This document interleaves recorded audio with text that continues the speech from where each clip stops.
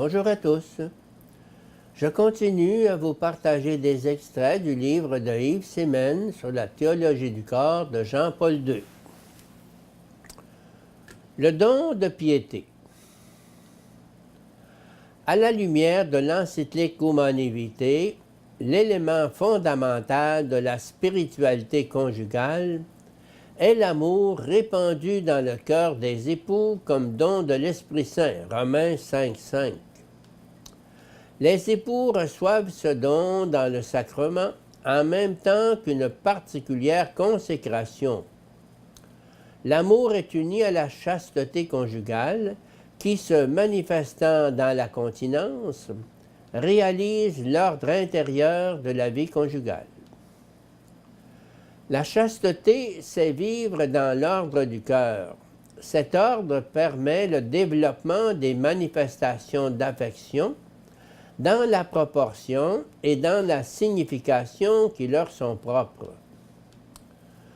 De cette manière se trouve également confirmée la chasteté en tant que vie de l'esprit, Galates 5, 25, selon l'expression de saint Paul.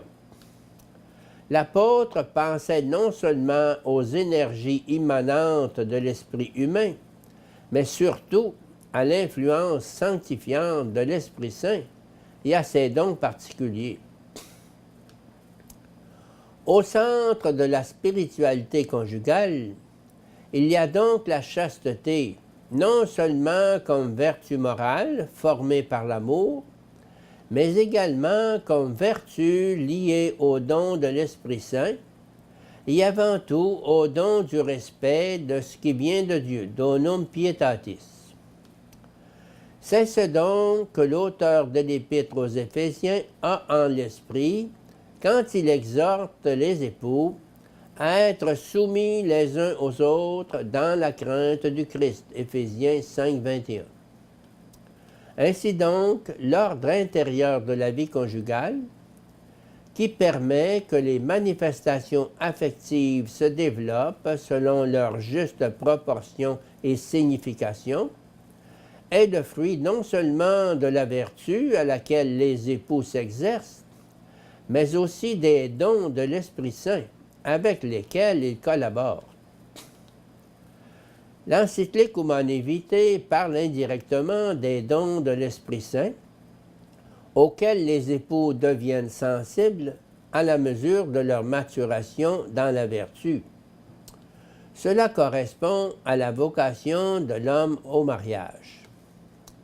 Ces deux qui, selon l'expression la plus ancienne de la Bible, seront une seule chair, Genèse 2, 24, ne peuvent réaliser une telle union au niveau propre des personnes, communio personarum, si ce n'est moyennant les forces provenant de l'Esprit, et précisément de l'Esprit Saint, qui purifie, vivifie, fortifie et perfectionne les forces de l'esprit humain.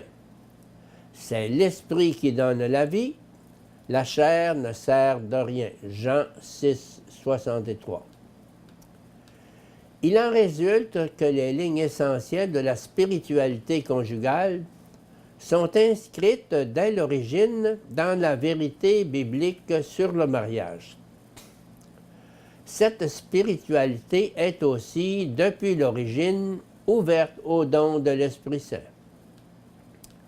Si l'encyclique Humanae Vitae exhorte les époux à une prière persévérante et à la vie sacramentelle en disant qu'ils cherchent surtout dans l'Eucharistie la source de la grâce et de la charité, qu'ils recourent avec humble persévérance à la miséricorde de Dieu qui est accordée dans le sacrement de pénitence, Humanae Vitae,